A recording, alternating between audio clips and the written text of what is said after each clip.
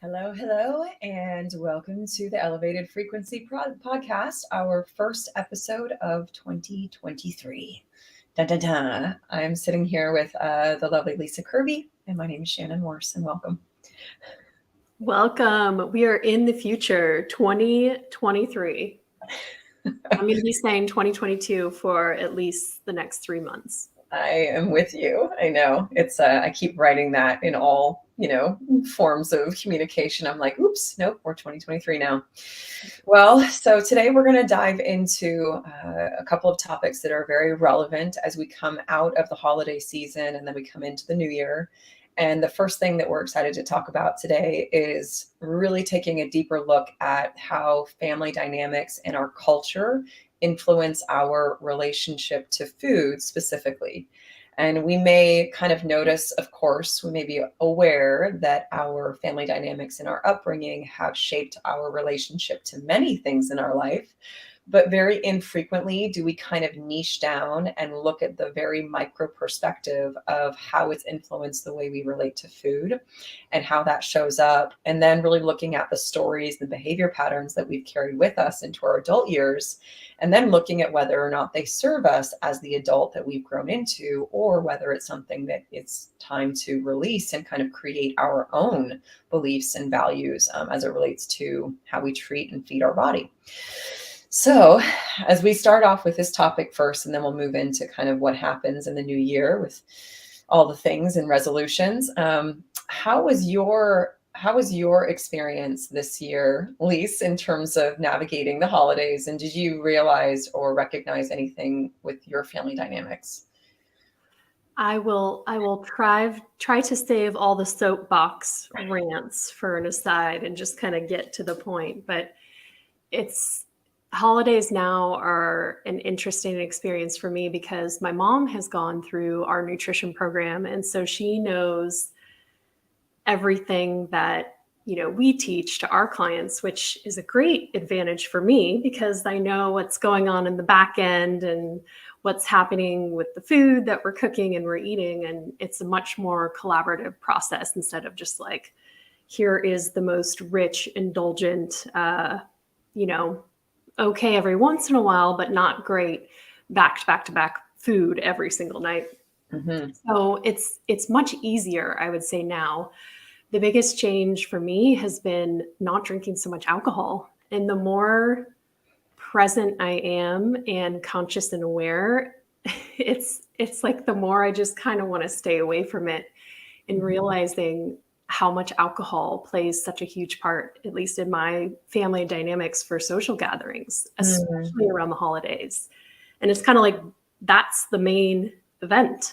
No knock on anyone who chooses to celebrate in that way, but it's just something that I'm personally not that interested in participating in anymore. So that has really shifted things for me and really highlighting how I want to spend my holidays now with my family and what kind of traditions those look like. My husband and I were both like, let's bring back quarantine Christmas, because I'm like, this year for everybody, I feel like was just wild with traveling and kind of revisiting these old traditions and things that we did, 3 years ago that we had a break from. And now everyone's revisiting it again and kind of assessing, like, do we even enjoy this? Is it worth it? Mm-hmm. What are we doing? Does this even mean anything to me anymore? So, just like no real like deep reflections. Yes, always deep. What's asking? Well, what you're talking about as well, with just having the juxtaposition of like our last couple of years that were very different, like the quarantine Christmas. I haven't even heard of that term before, but it sounds good.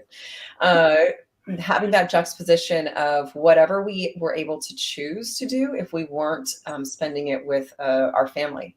What was naturally coming to us because we chose it. It felt good, not because it was a culturally or a familial agreed upon event.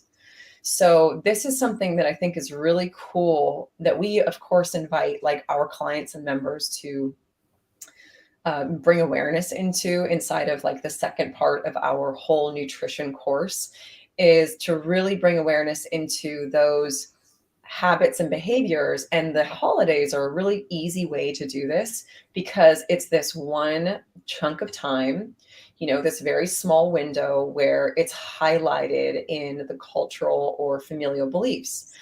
And these are some of the things that I've been processing and kind of thinking about as we go through the holidays is what is like the typical thing that your family has agreed upon to do, right?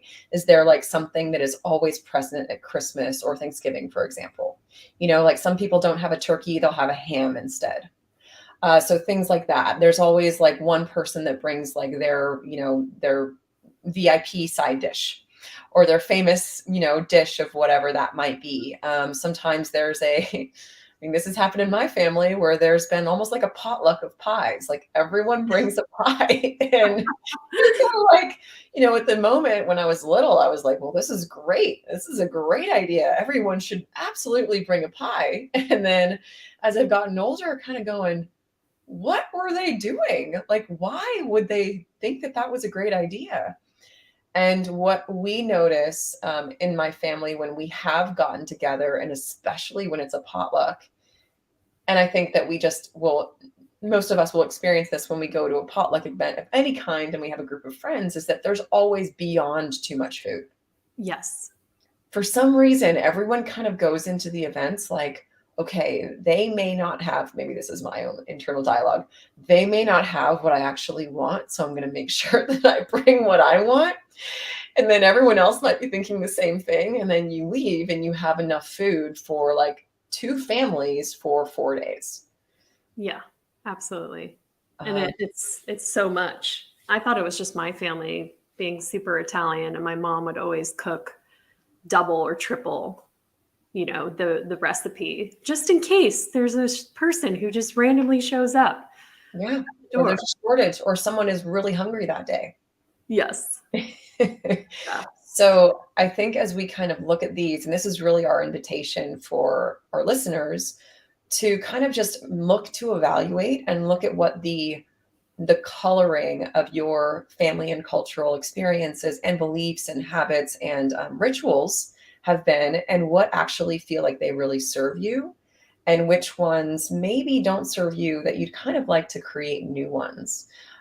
And this relates not only for holidays, but really for your whole life, especially as it relates to food, because when we go through bringing awareness into our relationship to food, that relationship stemmed from our immediate family and caretakers growing up. Yeah. And that part is such an incredible thing. And I was actually having a call with one of our members this morning, and we were talking about how sometimes you'll have these unconscious stories or tapes that are playing in your head that say that something is good or bad. And how do we actually rewrite those tapes or stories when they are so deeply rooted in our subconscious? And the way in which we can start to do that is we might notice a feeling that comes up in our body, right? Sometimes the feeling is guilt or shame. So you're going to be coming into some sort of experience. Maybe it's being offered the glass of alcohol or the pie or second piece of pie or whatever it is. And you might have this feeling that comes up is like, I shouldn't be doing this, right? But where does that come from? And what else is going on in that dialogue? So I shouldn't be doing this. This means that I have to work out double tomorrow. This means I'm not going to fit into my jeans. This means, I'm going to feel whatever it might be. But we can, and of course, the sugar and alcohol concept is just one example. But then we can kind of start to go back and go, there's a level of that belief that is either healthy or unhealthy, right? So we have a spectrum. And most often, especially with the holidays, this is a great example and then segue, is that during the holidays, we go into overindulgence typically, right? So we overindulge because whatever it is, it's like it's only happening in a certain period of time is what our story is saying typically. And that we won't get to this period of time for another year. So we might as well, enjoy all of it in excess right now, or abundance, whatever you want to say. And then moving into the new year, then you restrict it. Yes. And so when we think about rewriting the story, then it's not that this only happens at one time. You can choose to have it whenever you want. And then really kind of rewriting, well, okay, if I can have it whenever I want, do I actually enjoy it? And does this actually feel good for me? And do I like the way it tastes? Is it something I want to do consistently? Like, starting to bring in that conscious awareness and questioning, which is essentially what you're saying around alcohol. Yes. And I think one of the things for our clients that's so powerful, like we love as coaches watching them go through the holidays during their time coaching with us, because it's almost like trial by fire. Like they're going through some of the hardest circumstances to navigate balanced nutrition and balanced blood sugar during a time when it feels like there's just excessive food available 24/7 buffet style in front of your face. So you're kind of like, you have less control over the meals that you're creating otherwise in your home. Mm-hmm. And I find that if we get them for just like even a week of balanced eating and feeling what it feels like in their body to feel normal and wake up with energy, and have this juxtaposition then to go into the holidays and, eat rich food, maybe drink more alcohol, kind of overindulge. And then they realize, having that contrast, they're like, wow, actually, I don't like this. It doesn't feel good in my body. And like, it's not even this scarcity thing that's only available at this one time a year. It's like, it's not even enjoyable. And it's almost like you have to have that contrast of, what does it feel like to feel freaking amazing in your body every day for some chunk of time, to understand that when you overindulge so frequently like that, especially back to back over the holidays, it's like you have to have that contrast to appreciate that this actually doesn't feel good. And then it becomes just a choice. You're like, I'm choosing not to do that because I like feeling good.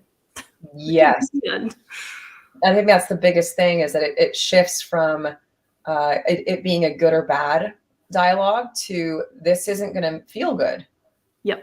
Feeling. Yeah. Yeah. But you have to get to that point of really giving yourself the opportunity to feel good in your body before you're even going to have the experience of there being a difference. Right. Yeah. And moving into well, I know if I eat that, I'm not going to feel very good. 100%. So that is yeah, so good. And inside of that too, and I want to speak into this because it's just so present, because it was part of the conversation this morning, is that when we do have some of our relationships to food that's very strict and rigid, and really identifying things as good or bad, or having like this guilt that might come up when we do consume it, and that whole experience. This is one of the reasons why within our programs, we actually will have people specifically and intentionally put in treats into their day or their week, right? Or put in like refueling or recovery meals, where you're going to have more fuel than you would normally have at your meal, for the purpose of not only replenishing your energy stores, but also to make it okay, so that it doesn't have a good or bad thing. And the only way that we can start to really change this dialogue of guilt and shame is to start to intentionally practice a different habit over a period of time, and then collect the data to disprove that this thing is actually quote unquote bad. Right. And this is the example that I gave this morning, is that when I was just starting out with understanding macronutrients and understanding that hey, I can have wine and I can have pizza, like what? I decided that I was going to build into my day having kettle corn every night. 2 to 3 cups of kettle corn every night. For about 6 months, I did this. I had my breakfast, my lunch, and my dinner, and then kettle corn. Yes. And I was like, I loved it. I felt like I was like kind of cheating the system, which is always enjoyable for me. Yes. I enjoy the taste. It was like, it just felt like I just loved every part of it. And I was tracking all of my data, and I was seeing results. And then finally, after 6 months, I'm like, I am so tired of kettle corn. I do not want to eat this anymore. But I had disproven that that was a bad food. Yep.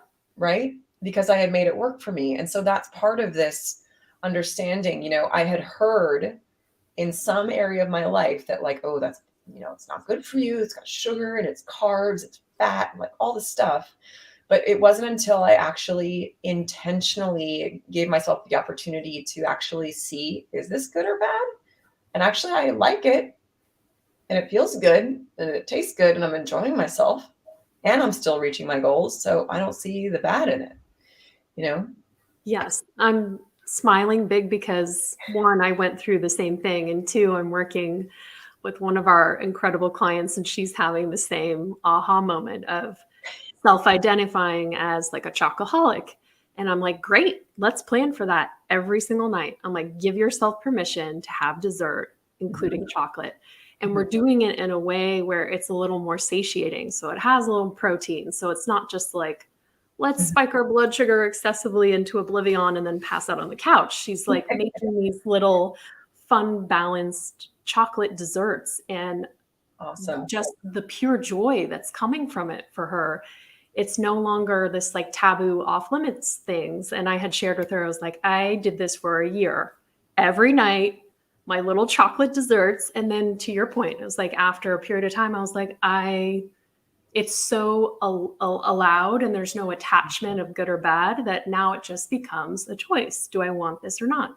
Right. And now more often than not, I'm like, no, I'm good, which is pure freedom to me. Mm-hmm. Right. It's because it's that interesting thing when we think that something isn't good or we shouldn't have it, but we still enjoy it. We want it more. Yes. Right. And it's a taboo where we're like, ooh, but we enjoy it, but we're not supposed to have it. Naughty. Right. It's that naughty chocolate. Yeah. I love it. It's such a powerful practice. And the cool thing about this is that it can be applied to any area of our life with these deeper unconscious dialogues. But the first step is that we have to be aware that they exist. And that's, when coaching and someone kind of stopping you, go like, what did you just say? You said something was bad? Let's unpack that a little bit. Why? Yes. It's so good. Okay. Well, so going from the holidays into New Year. Yes. So, of course, you guys can imagine that this is one of our busiest times of year because everyone is on the New Year, New Me bandwagon. And also, I was thinking about it, it's also Capricorn season. Yes. Which is very like laying the foundation, methodical, grounded. And I was like, what a perfect time for everyone to be kind of reinventing the foundation of themselves for the next year with that energy. But we were talking earlier about like the amount of money that especially Americans spend during this time of year and for the whole year on health and fitness and body composition.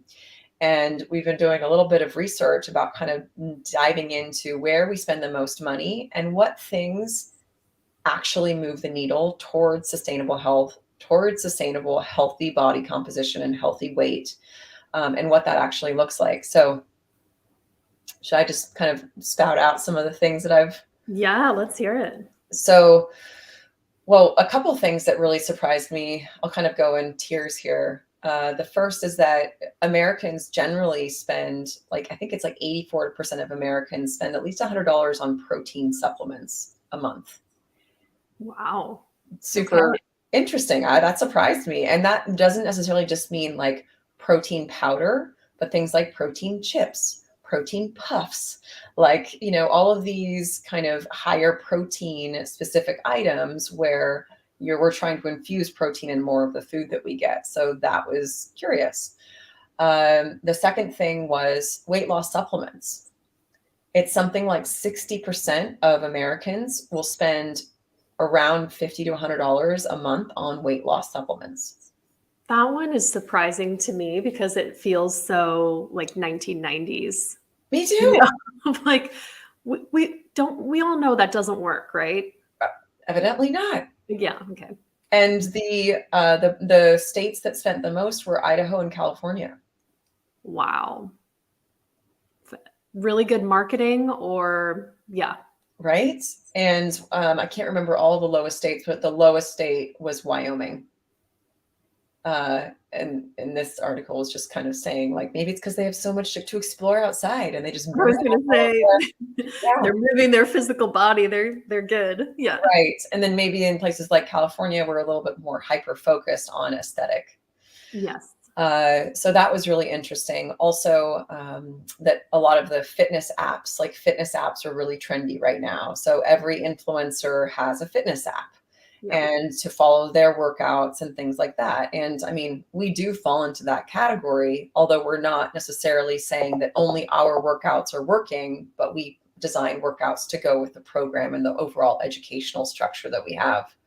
But that was also interesting is that millennials specifically, like almost a very high amount, the highest amount of the demographics, millennials will be using fitness apps right now and paying for them, right? So having a monthly subscription to a fitness app. And then finally, gym memberships. And this was really curious because, of course, in the Bay Area, gym memberships are much more expensive than other places in the world. But the average person will spend around $50 to $100 on gym memberships. And that was actually the fourth highest cost for like health in this demographic in this study. And this was taking 93,000 individuals that reported, which was interesting. Yeah. A pretty Wow. big group. Yeah. But so when we look at this, we can kind of go, okay, what actually moves the needle? And then, of course, we have things like Berries and Peloton, which are like, you have your subscription base and how often people are actually using those subscriptions, and SoulCycle and any of our like box gyms, like big box and small box class gyms. So the one thing that I was kind of thinking about and that you and I were talking about just before we started this podcast was really looking at what actually moves the needle sustainably with any of these practices. And when I look at these kind of numbers, first of all, weight loss supplements, they hook you, so you have to take them for a long period of time, which generally wouldn't be a great thing because it's naturally going to be depleting you of some minerals and experiences in your body, and they most likely have a high amount of caffeine. Most of them will, not all. But also, it's not teaching you about anything to do with how you're eating or moving your body. So Right. there really isn't a sustainable thing. You have to continue to purchase this item in order to see the results, if you will see those results at all. Then looking at protein, we consume protein powder in comparing with our training, but not necessarily. I don't know. Do you like get a lot of protein based chips or items like that, Lise? It's funny you mentioned that. I just tried on an airplane ride Mm-hmm. recently. I tried Quest protein chips for the first time, Uh-huh. and I was pleasantly surprised. Oh, well, good. Like, I thought it was going to be like a wash, like, oh, this is not satisfying, but 18 grams of protein in the chip bag, Hmm. decent fat and carbs, and I was like actually satiated for a couple hours. Wow. I'm just I don't get a kickback from Quest. I was very, very pleasantly surprised. But in general, no, I don't buy protein shakes, and collagen is about all I get. Yeah. But more so for the purpose of, less focus on weight loss or fat loss, but just overall more like muscle building and supporting our tissue. Absolutely. And that is really cool because having items like that, like Quest, it can also be great when you're on the go to sustain blood sugar levels, to help with that satiety. So you're not just getting the carb-based snack and then feeling very hungry, which I feel is very common for travel. Yes, Super hungry because everything's a carb. totally. Yes. So when we look at this, like kind of when you look at this perspective, what do you kind of see of the things that people are spending their money on that may not be actually moving the needle in kind of like this group? Yeah, I think, well, one thing that comes up, well, just in my own experience, and then also what we see with clients, is this commitment and attachment to something you invested in or you committed to. Hmm. Like the Peloton, like Mm, Barry's Boot Camp, like Soul Cycle, whatever you're like, I'm going to sign up for this thing, like mhm. CrossFit. And even if you don't see a return on your investment, I'm going to keep doing it because I put my blood, sweat, tears, and money into it.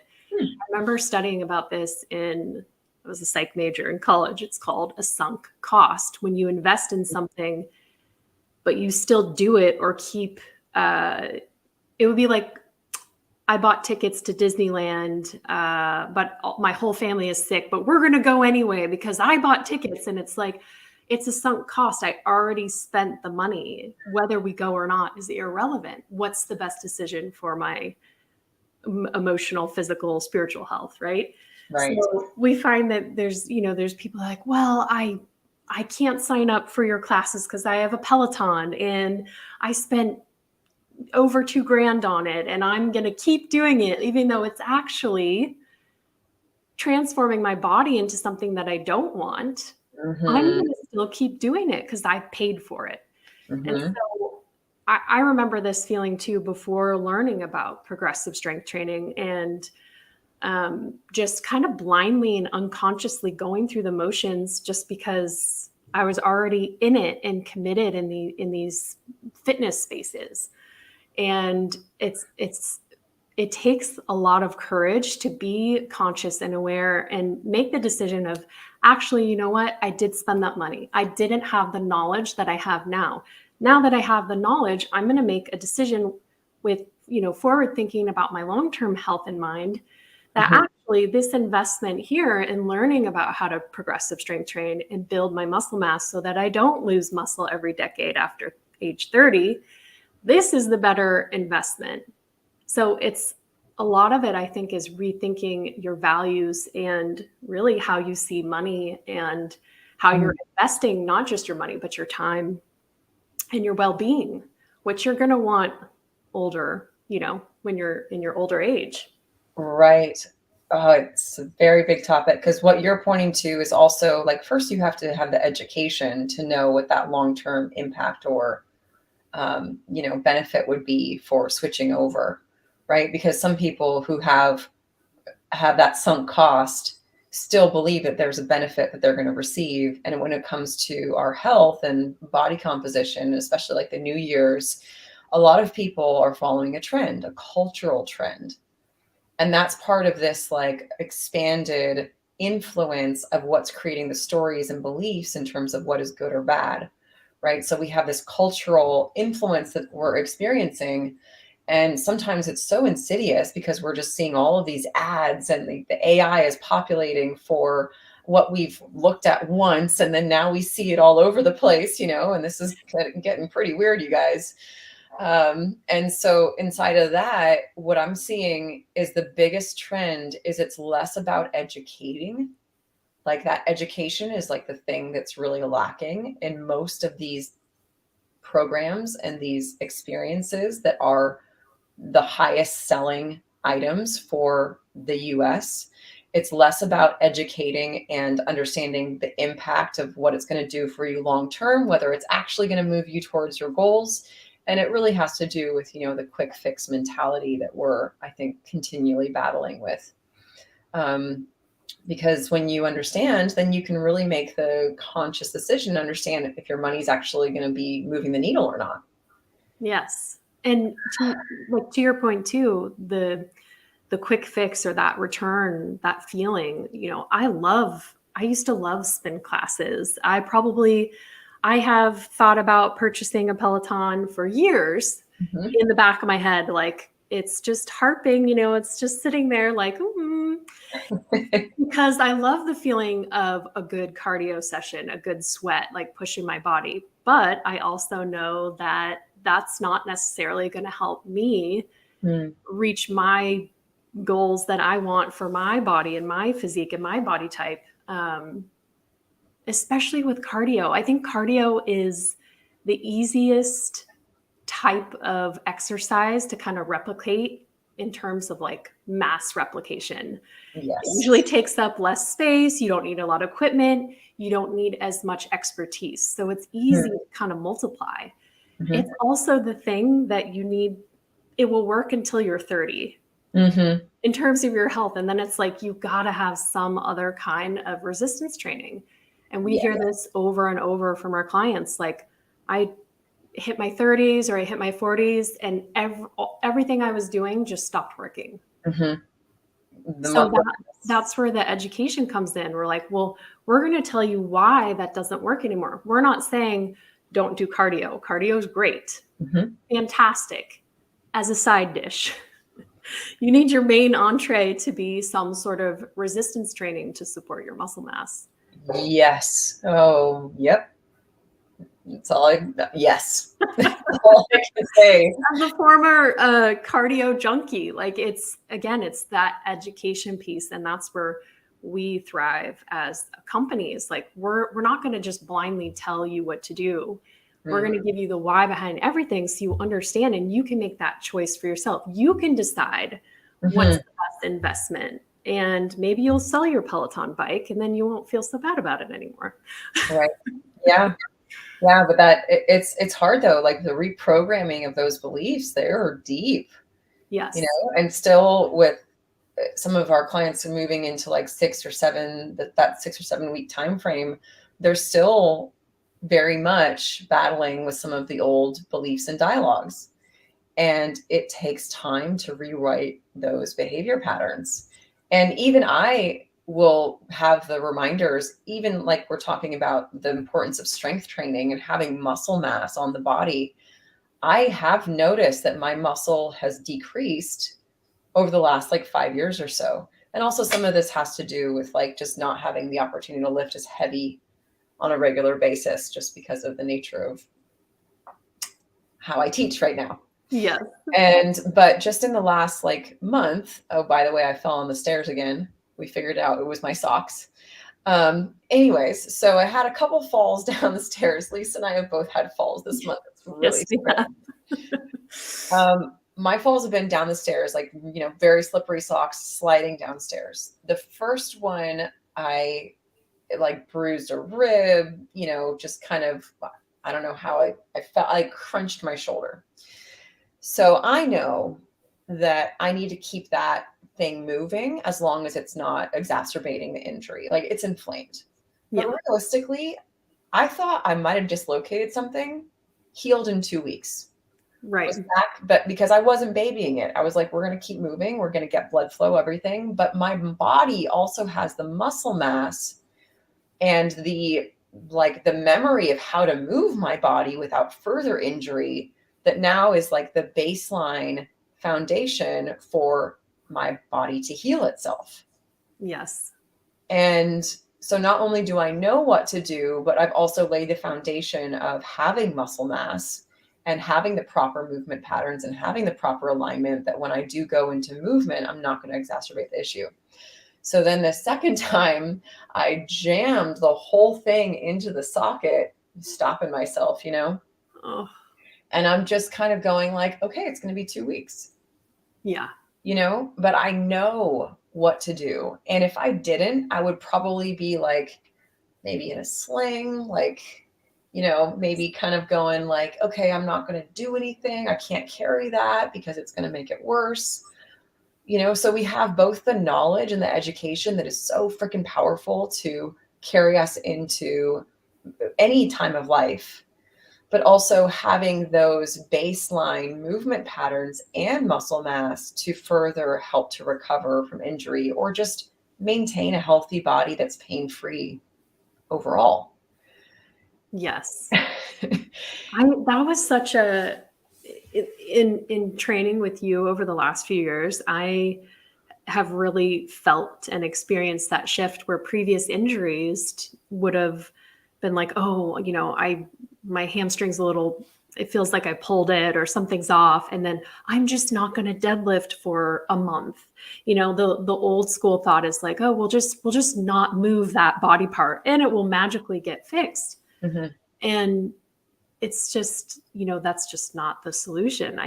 To me, it's so exciting because you don't have to stop. It's like you can foster this mobility and strength in the body and recover in a way that doesn't require bed rest, unless you've, really broken or shattered something. Right.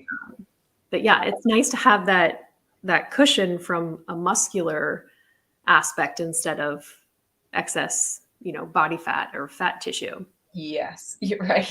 It's very different. It is very different. Absolutely. Yeah. So I think because of course we could go on for like a long time about this, just Yes. giving you guys nuggets at a time. Uh, the last thing I want to say here is just in my personal opinion, and I know that you share this as well, but I'm just saying in my personal opinion here, I think if you're going to spend money for yourself for the new year, and you're looking to like, there's two different components. If you have a fit goal, like you want to feel better in your body, you want to be able to run around with your kids, you want to look better, feel better, whatever, absolutely get a gym membership. But get a training program and either work with a trainer or have a training program designed for you where you can slowly and methodically build your strength up at a rate where it's sustainable. So you don't just walk into the gym and you're like, I'm going to do squats today. I'm going to do deadlifts. I'm going to do biceps. I don't even know what those are, but we're going to do them. And then basically burn yourself out really quickly and perhaps get injured right away. So I would say don't do that. That's not going to be sustainable. Like put in the money into understanding what's going to help your body to move, right? And to with proper form. We have this inside of our program and it's virtual. So I'm really saying for everybody, like if you want to pay for a gym membership, do that, but also do the other thing where someone's really teaching you how to move your body. It will change your life and it will pay dividends for the rest of your life. For nutrition, I would say do not get a weight loss pill. No. You're just literally taking cash and you're flushing it down the toilet. Yeah. If anything, learn about nutrition, learn about your body type, learn about how to feed your body, learn about being in a caloric deficit, learning about blood sugar levels, like learn about all these things that impact your body composition so that you can move the needle effectively and it becomes embodied knowledge, not like, oh my God, this 30-day cleanse worked. Cool. Right. Not sure how that happened, but we'll see how it goes next time. Yes. Like only to rebound and go back to your prior eating habits and then kind of stay in that endless cycle. Yes. Yes. My thing would be put your money into the education. So yes. those long-term dividends. Yes. Yeah. Do you want to add anything to that, Lise?